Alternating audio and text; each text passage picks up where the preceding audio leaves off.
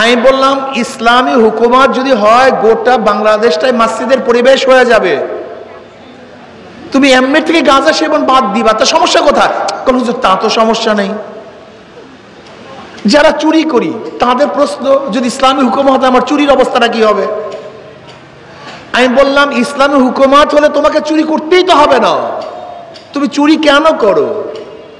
তোমার স্ত্রীর মুখে খানা তোলার জন্য, সন্তানকে পালার জন্য। ইসলামী হুকুমত হলে রাষ্ট্রের দায়িত্ব তোমার সন্তানকে পালা। তোমার স্ত্রী কিভাবে খানা খাবে সে দায়িত্ব তো ইসলামী সরকারের। তোমাকে কিভাবে কাজ দিবে, তোমার দ্বারা কিভাবে কাজ দিবে, দায়িত্ব তো তোমার। হুজুর আমি বিকলাঙ্গ, আমি অন্ধ। যদি বিকলাঙ্গ অন্ধ হও তা দায়িত্ব গোটাটাই তো সরকার নিয়ে নিবে, তোমার সমস্যা কোথায়? হুজুর তাও তো ঠিক। যারা দাড়ি কাটি তারা মনে করি ইসলামী হুকুমত আসলে আমাদেরকে ভাগায়া দেবে। আমি তাদেরকে বলি মসজিদ গোটা দুনিয়ার মধ্যে সবচেয়ে পবিত্র জায়গা। দাড়ি ছাড়া যদি মসজিদে ঢুকো তোমাকে কি ইমাম সাহেব বের করে দিছে? কারণ না, আমি মসজিদ থেকে তোমাকে বের করে নেয় আর বাংলাদেশ থেকে বের করে দিবে। তোমার মাথার মধ্যে ঘিলু আছে? তোমার মাথার মধ্যে ঘিলু আছে মিয়া? হ্যাঁ, মসজিদ সবচেয়ে পবিত্র জায়গা, সেখান থেকে তোমাকে বের করে নেই। আর বাংলাদেশের অপবিত্রতা শেষ নাই, এখান থেকে বের করবে। ইসলামী ফোবিয়া, ঘুষখোরদের মনের মধ্যে সবচেয়ে বড় আতঙ্ক।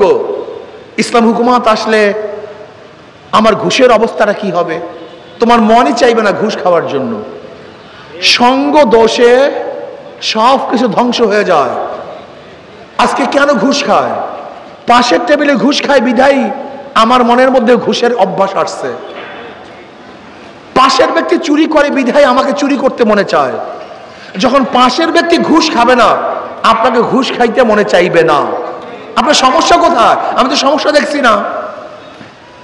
যারা আমরা বেপর্দা মহিলা তারা চিন্তা করি ইসলাম ক্ষমতায় আসলে আমাকে অবস্থাটা কি হবে, বস্তাবন্দি করা হবে। লা ইকরাহা ফিদ্দিন, ইসলামের মধ্যে বাড়াবাড়ি বলতে কিচ্ছু নেই। ইনশাআল্লাহ ইসলাম ক্ষমতায় আসলে বাংলাদেশটা এমন একটা সুন্দর পরিবেশ হবে, যেরকম বর্তমান পরিবেশ তোমাকে খারাপ বানিয়েছে ইসলামী পরিবেশ তোমাকে ফেরেশতা তুল্য বানিয়ে দিবে। করে না বোখারাম চৌধুরী, দেখো বর্তমান প্রচলিত অর্থনীতি 100 বছর যদি পরিচালিত থাকে কোনোদিন কোনো গরিব ধনী হবে না। ধনী শুধু ধনী হবে, গরিব শুধু গরিব হবে। আমি উদাহরণ দিয়ে বারবার, আজকে আপনি যাবেন ব্যাংকের মধ্যে 10 লক্ষ টাকা লোন আনার জন্য, বলবেন ভাই আমাকে 10 লক্ষ টাকা লোন দেন। ব্যাংক বল মর্গেজ দেন।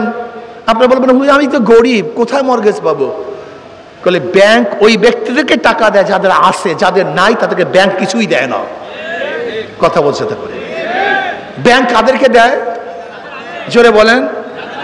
যাদের নাই ওই সলিমুল্লাহ কলিমুল্লাহ, তুমি সলিমুল্লাহ কলিমুল্লাহ থাকবে, ব্যাংক তোমাকে কোনোদিন কিচ্ছুই দিবে না।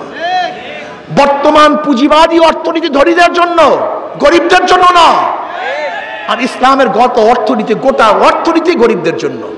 জাকাত গরিবদের জন্য, ফাতরা গরিবদের জন্য, মানত গরিবদের জন্য, দান গরিবদের জন্য, ওসর গরিবদের জন্য। আমার নবী গরিবও ছিলেন, আমার নবী এতিমও ছিলেন।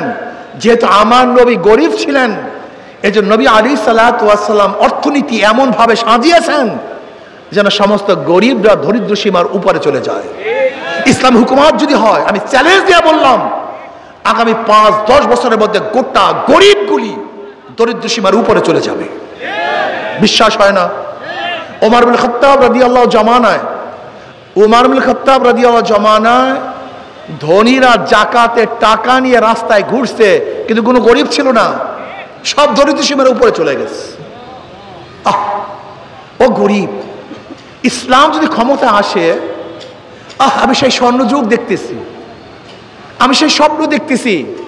ইসলাম যখন ক্ষমতায় আসবে সুষম বন্টন হবে, গরিবগুলির মুখে হাসি ফুটবে, খাবো সবাই একত্রিত হয়ে খাবো, সুখ করবো, শান্তি করবো, সবাই একসাথে সুখ শান্তি করব, পরিধান করবো সবাই একই সাথে পরিধান করব, হাসবো সবাই একই সাথে হাসবো, কাঁদবো সবাই একই সাথে কাঁদবো, লড়বো সবাই একই সাথে লড়বো, আনন্দ করবো সবাই একই সাথে আনন্দ করবো। এর নাম ইসলাম। ইসলাম গোটা দুনিয়ার মানুষের জন্য, কল্যাণের জন্য আসছে। অথচ বাংলাদেশের মানুষ ইসলামকে পছন্দ করে না। প্রিয় ভাইয়েরা আমার, 53 বছর যারা শাসক ছিলেন এই জাতিকে মুক্তি দিতে পারেন নেই। আমরা আজকে জিয়াউর রহমান সাহেবের আদর্শের কথা বলি, জিয়াউর রহমান সাহেব এইটা করছেন সেইটা করছেন। আচ্ছা, জিয়াউর রহমান সাহেবের আদর্শে বয়ানে সত্তার সাহেবকে আমরা ক্ষমতায় নিয়েছিলাম না? কথা বলেন।